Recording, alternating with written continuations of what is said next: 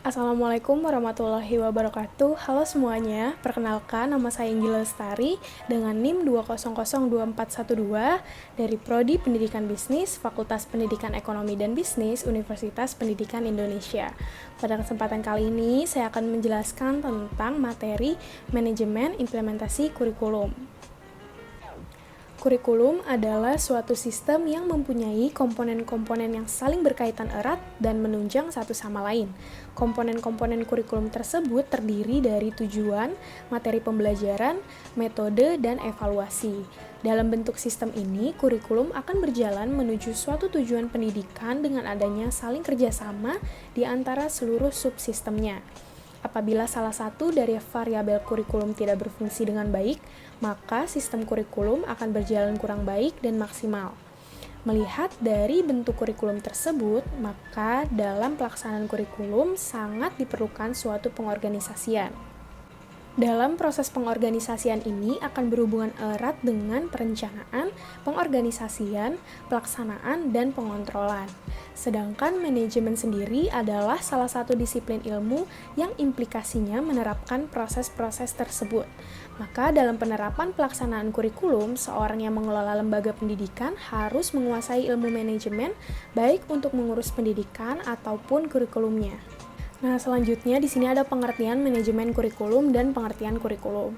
Sebenarnya apa sih kurikulum itu? Kurikulum adalah seperangkat rencana dan pengaturan mengenai tujuan, isi dan bahan pelajaran, serta cara yang digunakan sebagai pedoman penyelenggara kegiatan pembelajaran untuk mencapai tujuan pendidikan tertentu.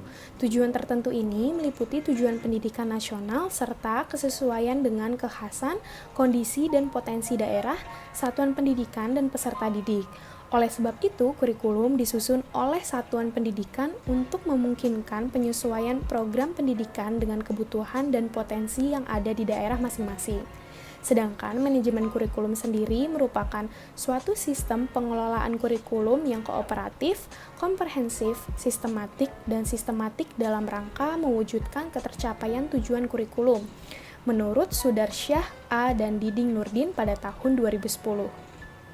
Dalam pelaksanaannya, tentu manajemen kurikulum harus dikembangkan sesuai dengan konteks manajemen berbasis sekolah atau MBS dan berdasarkan kurikulum 2013. Oleh karena itu, tujuan pendidikan yang dibangun oleh lembaga pendidikan atau sekolah dalam mengelola kurikulum secara mandiri dengan menitik beratkan pada ketercapaian dan kebutuhan akan visi dan misi lembaga pendidikan atau sekolah juga tidak mengabaikan kebijakan-kebijakan nasional yang telah diterapkan. Hubungan antara sekolah dan masyarakat juga harus dikelola dengan baik dan produktif. Hal ini dimaksudkan agar masyarakat benar-benar merasa memiliki sekolah.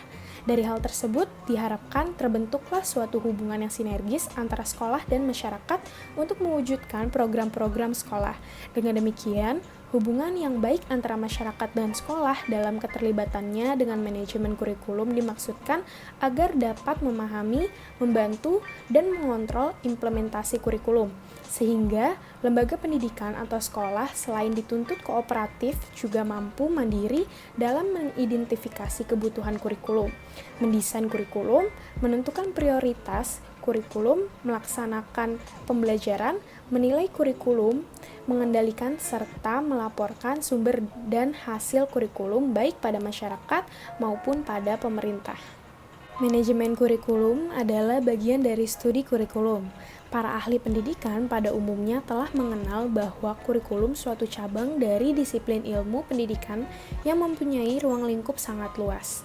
Studi ini tidak hanya membahas tentang dasar-dasarnya saja, tetapi juga mempelajari kurikulum secara keseluruhan yang dilaksanakan dalam pendidikan. Ruang lingkup manajemen kurikulum meliputi perencanaan, pelaksanaan, dan penilaian kegiatan. Dari keterangan ini tampak sangat jelas bahwa ruang lingkup manajemen kurikulum itu adalah prinsip dari proses manajemen itu sendiri. Hal ini dikarenakan dalam proses pelaksanaan kurikulum punya titik kesamaan dalam prinsip proses manajemen, sehingga para ahli dalam pelaksanaan kurikulum mengadakan pendekatan dengan ilmu manajemen. Bahkan jika dilihat dari cakupannya yang begitu luas, manajemen kurikulum merupakan salah satu disiplin ilmu yang bercabang pada kurikulum. Dalam sebuah kurikulum terdiri dari beberapa unsur komponen yang terangkai pada suatu sistem. Sistem kurikulum bergerak dalam siklus yang secara bertahap, bergilir, dan berkesinambungan. Oleh sebab itu, sebagai akibat dari yang dianutnya, maka manajemen kurikulum juga harus memakai pendekatan sistem. Sistem kurikulum adalah suatu kesatuan yang di dalamnya memuat beberapa unsur yang saling berhubungan dan bergantung dalam mengemban tugas untuk mencapai suatu tujuan.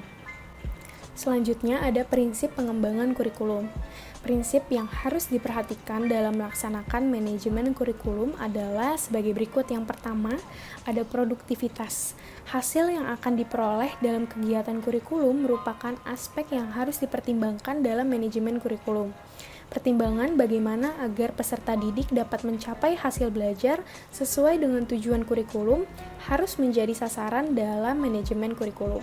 Dan yang kedua, ada demokratisasi. Pelaksanaan manajemen kurikulum harus berasaskan kepada demokrasi yang menempatkan pengelola, pelaksana, dan subjek didik pada posisi yang seharusnya dalam pelaksanaan tugas dengan penuh tanggung jawab untuk mencapai tujuan kurikulum. Yang ketiga ada kooperatif. Untuk memperoleh hasil yang diharapkan dalam kegiatan manajemen kurikulum perlu adanya kerjasama yang positif dari berbagai pihak yang terlibat. Yang keempat ada efektivitas dan efisiensi. Rangkaian kegiatan manajemen kurikulum harus mempertimbangkan efektivitas dan efisiensi untuk mencapai tujuan kurikulum, sehingga kegiatan manajemen kurikulum tersebut memberikan hasil yang berguna dengan biaya, tenaga, dan waktu yang relatif singkat. Dan yang terakhir, yang kelima, ada mengarahkan visi misi dan tujuan yang ditetapkan dalam kurikulum. Proses manajemen kurikulum harus dapat memperkuat dan mengarahkan visi misi dan tujuan kurikulum. Dalam proses pendidikan perlu dilaksanakan manajemen kurikulum untuk memberikan hasil kurikulum yang lebih efektif, efisien, dan optimal dalam memberdayakan berbagai sumber daya maupun komponen kurikulum. Selanjutnya ada tahapan implementasi kurikulum. Terdapat 4 tahapan dalam implementasi kurikulum. Yang pertama ada perencanaan atau planning. Perencanaan atau planning merupakan pemilihan atau penetapan tujuan organisasi dan penentuan strategi, kebijaksanaan, proyek, program, prosedur, metode, sistem, anggaran, dan standar yang dibutuhkan untuk mencapai tujuan. Arti penting perencanaan terutama adalah memberikan kejelasan arah bagi setiap kegiatan, sehingga setiap kegiatan dapat diusahakan dan dilaksanakan seefisien dan seefektif mungkin. Yang kedua, ada pengorganisasian atau organizing. Fungsi manajemen berikutnya adalah pengorganisasian atau organizing, dan menurut George R. Terry pada tahun 1986 mengemukakan bahwa pengorganisasian adalah tindakan mengusahakan hubungan-hubungan kelakuan yang efektif antara orang-orang sehingga mereka dapat bekerja sama secara efisien dan memperoleh kepuasan pribadi dalam melaksanakan tugas-tugas tertentu dalam kondisi lingkungan tertentu guna mencapai tujuan atau sasaran tertentu. Dari pendapat di atas, dapat dipahami bahwa pengorganisasian pada dasarnya merupakan upaya untuk melengkapi rencana-rencana yang telah dibuat dengan susunan organisasi pelaksanaannya. Hal yang paling penting untuk diperhatikan dalam pengorganisasian adalah bahwa setiap kegiatan harus jelas siapa yang mengerjakan, kapan dikerjakan, dan apa targetnya. Yang ketiga ada pelaksanaan atau actuating. Dari seluruh serangkaian proses manajemen, pelaksanaan atau actuating merupakan fungsi manajemen yang paling utama. Dalam fungsi perencanaan dan pengorganisasian lebih banyak berhubungan dengan aspek abstrak proses manajemen tersebut. Sedangkan fungsi actuating justru lebih menekankan pada kegiatan yang berhubungan langsung dengan orang-orang di dalam organisasi tersebut. Nah, dalam hal ini, George R. Terry pada tahun 1986 mengemukakan bahwa actuating merupakan usaha menggerakkan anggota-anggota kelompok sedemikian rupa hingga mereka berkeinginan dan berusaha untuk mencapai sasaran perusahaan dan sasaran anggota-anggota perusahaan tersebut oleh karena para anggota itu juga ingin mencapai sasaran-sasaran tersebut. Dari pengertian di atas, pelaksanaan tidak lain merupakan upaya untuk menjadikan perencanaan menjadi kenyataan. Dengan melalui berbagai pengarahan dan pemotivasian agar setiap karyawan dapat melaksanakan kegiatan secara optimal sesuai dengan peran, tugas, dan tanggung jawabnya. Nah, yang terakhir ada pengawasan atau controlling. Pengawasan atau controlling merupakan fungsi manajemen yang tidak kalah pentingnya dalam suatu organisasi. Semua fungsi terdahulu tidak akan efektif tanpa disertai fungsi pengawasan. Dalam perspektif persekolahan, agar tujuan pendidikan di sekolah dapat tercapai secara efektif dan efisien, maka proses manajemen pendidikan memiliki peranan yang amat vital. Karena bagaimanapun sekolah merupakan suatu sistem yang di dalamnya melibatkan berbagai komponen dan sejumlah kegiatan yang perlu dikelola secara baik dan tertib. Sekolah tanpa didukung proses manajemen yang baik boleh jadi hanya akan menghasilkan kesemrautan lajunya organisasi, yang pada gilirannya tujuan pendidikan pun tidak akan pernah tercapai secara semestinya. Selanjutnya ada komponen-komponen dalam kurikulum. Nah, yang pertama di sini ada komponen tujuan yang terdiri dari beberapa tujuan. Yang pertama itu ada tujuan pendidikan nasional. Menurut Undang-Undang Nomor 20 Tahun 2003 Pasal 3, bahwa pendidikan nasional berfungsi mengembangkan kemampuan dan membentuk watak serta peradaban bangsa yang bermartabat dalam rangka mencerdaskan kehidupan bangsa, bertujuan untuk berkembangnya potensi peserta didik agar menjadi manusia yang beriman dan bertakwa kepada Tuhan Yang Maha Esa, berakhlak mulia, sehat, berilmu, cakap, kreatif, mandiri, dan menjadi warga negara yang demokratis serta bertanggung jawab. Yang kedua ada tujuan institusional. Nah, tujuan institusional ini merupakan tujuan yang harus dicapai oleh setiap lembaga pendidikan. Dengan kata lain, tujuan ini dapat didefinisikan sebagai kualifikasi yang harus dimiliki setiap siswa setelah mereka menempuh atau dapat menyelesaikan program di suatu lembaga tertentu. Nah, yang ketiga ada tujuan kurikuler. Tujuan kurikuler adalah tujuan yang harus dicapai oleh setiap bidang studi atau mata pelajaran.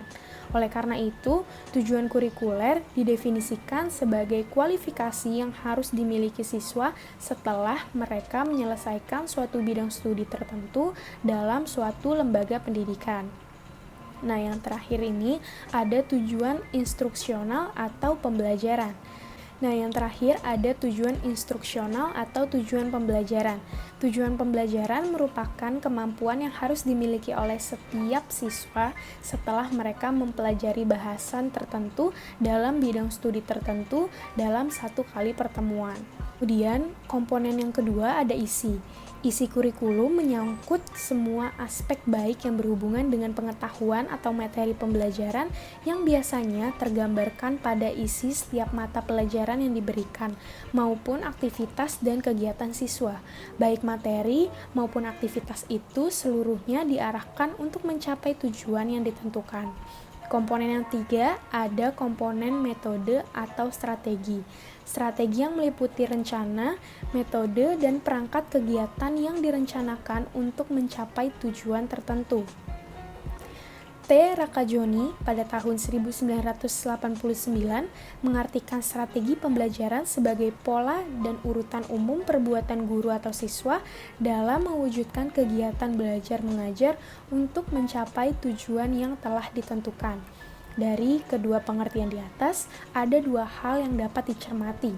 Pertama, strategi pembelajaran merupakan rencana tindakan termasuk penggunaan metode dan pemanfaatan berbagai sumber daya atau kekuatan dalam pembelajaran. Dan yang kedua, ada strategi disusun untuk mencapai tujuan tertentu. Artinya, arah dari semua keputusan penyusunan strategi adalah pencapaian tujuan. Terakhir ada komponen evaluasi. Evaluasi sebagai alat untuk melihat keberhasilan pencapaian tujuan dapat dikelompokkan ke dalam dua jenis, yaitu tes dan non-tes. Nah, tes sendiri biasanya digunakan untuk mengukur kemampuan siswa dalam aspek kognitif atau tingkat penguasaan materi pembelajaran. Hasil biasanya diolah secara kuantitatif. Nah, proses pelaksanaan tes hasil belajar dilakukan setelah berakhir pembahasan setelah pokok bahasan selesai satu semester. Dilihat dari fungsinya, tes yang dilaksanakan setelah satu semester ini dinamakan tes sumatif. Hal ini disebabkan hasil dari tes itu digunakan untuk menilai keberhasilan siswa dalam proses pembelajaran sebagai bahan untuk mengisi buku kemajuan belajar atau nilai rapot. Sedangkan tes yang dilakukan setelah proses belajar mengajar dinamakan tes formatif. Karena fungsinya bukan untuk melihat keberhasilan siswa akan tetapi digunakan sebagai umpan balik untuk perbaikan proses belajar mengajar yang dilakukan oleh guru. Yang ketiga ada notes. Notes merupakan alat evaluasi yang biasanya digunakan untuk menilai aspek tingkah laku termasuk sikap, minat, dan motivasi. Beberapa jenis notes diantaranya ada observasi, wawancara, studi kasus, dan skala penilaian.